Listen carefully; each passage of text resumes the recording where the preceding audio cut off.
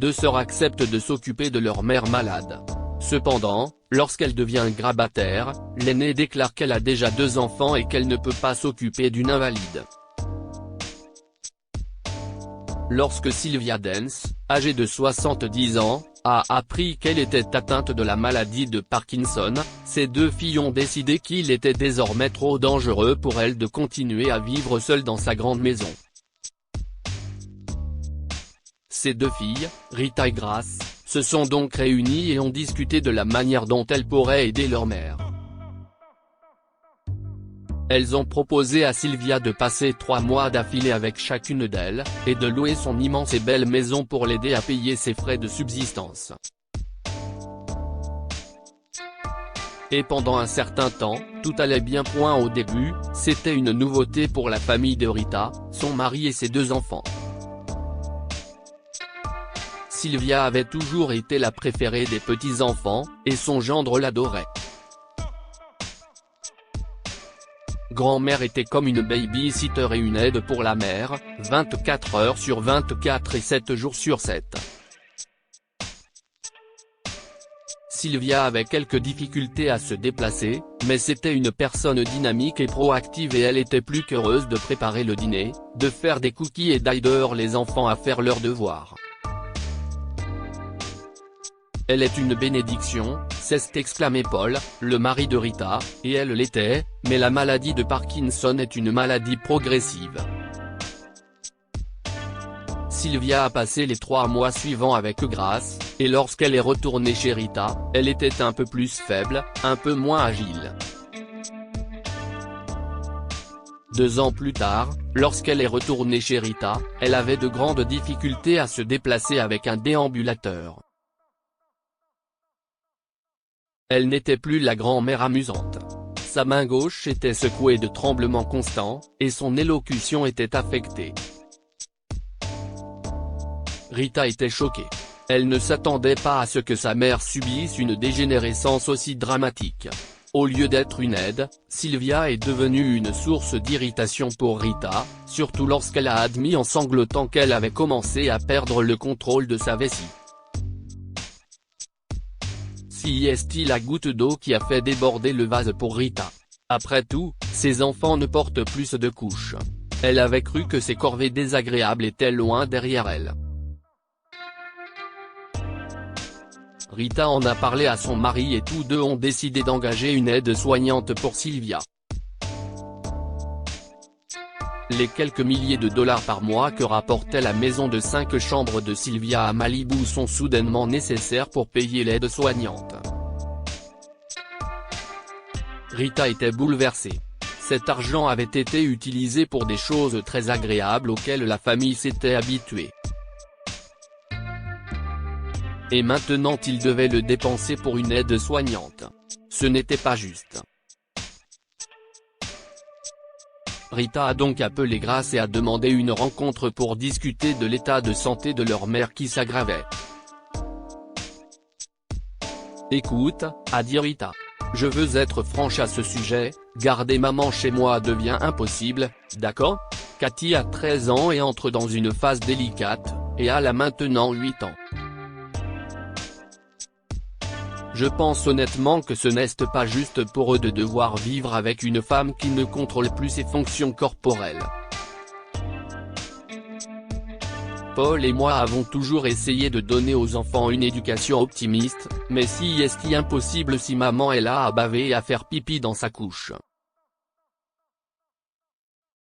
Grace était stupéfaite. « Je ne comprends pas, Rita. Il y a 6 mois, tu étais si heureuse. » Il y a 6 mois, elle allait encore bien, ok ? A craqué Rita. Honnêtement, je n'aurais jamais pensé que les choses iraient mal aussi vite.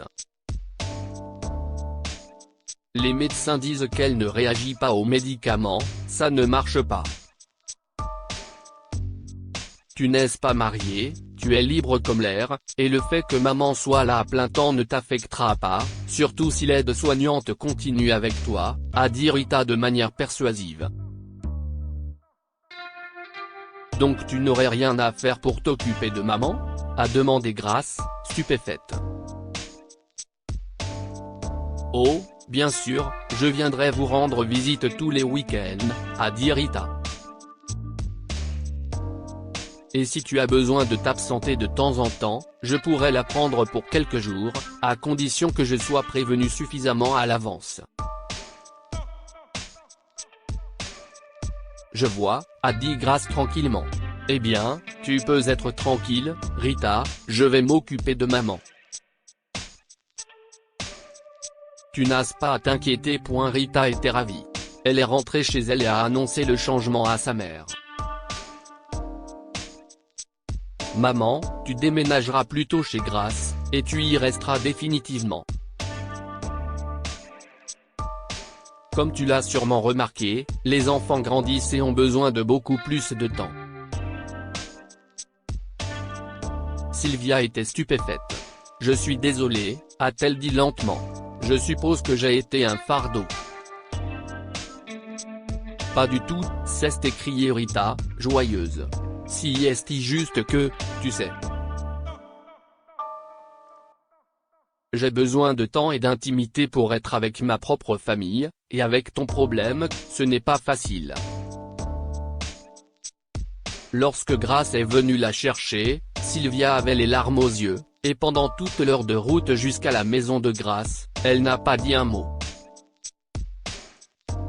Grace a essayé de parler à sa mère, mais elle a simplement détourné le visage et a pleuré. Ce soir-là, après le dîner, Sylvia a dit « Je n'ai jamais voulu gâcher ta vie, être un fardeau pour toi. Je voudrais mourir. » Mourir ? S'est écriée Grace, horrifiée. Maman, de quoi tu parles ? Je t'aime tellement, j'ai besoin de toi. Mais Sylvia a éclaté en sanglots. Ma couche, je dois changer ma couche et je ne peux pas le faire. Toutes ces tâches dégoûtantes vont te revenir. Grace a enlacé sa mère. Je t'aime maman, et nettoyer ton popotin ne sera pas différent de ce que tu as fait avec le mien pendant toutes ces années. Quand j'étais un bébé, tu t'es occupé de moi, tu m'as nourri et protégé, maintenant si est à mon tour de Tider. Ce n'est pas un fardeau quand si est fait avec amour. Sylvia a pleuré de joie. Elle savait que Grace serait là pour elle pour le reste de sa vie, prenant soin d'elle avec tendresse. Quant à Rita, au début, elle lui rendait visite chaque semaine, mais au fil du temps, ces visites deviennent de plus en plus rares. Un an plus tard, Rita a été choquée et surprise de découvrir que les gros revenus de l'immeuble locatif allaient désormais à Grace dans leur intégralité, et que Sylvia avait modifié son testament et tout légué à sa petite sœur. Que pouvons-nous apprendre de cette histoire ? L'amour ne se détourne pas lorsque s'occuper de nos proches devient plus difficile. Rita tenait à la présence de sa mère lorsqu'elle était serviable et utile, mais lorsqu'elle est devenue plus dépendante, elle l'a abandonnée. Nos aînés ont pris soin de nous avec amour et dévotion et méritent les mêmes soins au crépuscule de leur vie. Grace aimait sa mère, et elle était prête à lui donner les mêmes soins qu'elle avait reçus lorsqu'elle était bébé. Partagez cette histoire avec vos amis. Elle pourrait égayer leur journée et les inspirer. Lire aussi, des fils apprennent que leur mère âgée a donné son manoir de 3,7 millions de dollars à un jeune homme qui n'est pas son enfant. Cette histoire est inspirée par l'histoire d'un de nos lecteurs et écrite par un rédacteur professionnel. Toute ressemblance avec de véritables noms ou lieux est une pure coïncidence. Toutes les images sont utilisées uniquement à des fins d'illustration. Partagez votre histoire avec nous. Elle changera peut-être la vie de quelqu'un. Si vous souhaitez partager votre histoire, envoyez-nous un mail à info@amomama.com. Abonnez-vous à Amomama sur Google News.